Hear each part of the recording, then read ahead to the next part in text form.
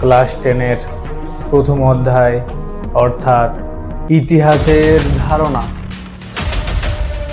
আমাদের সবার মনেই ইতিহাস সম্বন্ধে একটা ধারণা সবার অবশ্যই আছে, যেমন আদিম মানুষের পশু শিকার, বন্য জীবনযাপন, গুহার মধ্যে দলবদ্ধভাবে বসবাস, পাথরে পাথরে ঘষে আগুন জ্বালানো এবং খাবারের সন্ধানে এক জায়গা থেকে অপর জায়গায় ঘুরে বেড়ানো, এই সমস্ত কিছুই আমাদের মনে ইতিহাস রূপে গেঁথে গেছে।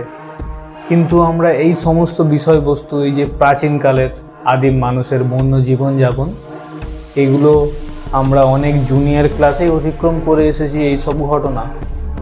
এইবার থেকে অর্থাৎ ক্লাস 10, ক্লাস 11, ক্লাস 12 আরও আমরা যত সিনিয়র ক্লাসে অতিক্রম করব, আমাদের ইতিহাসগুলো হবে আরও আধুনিক।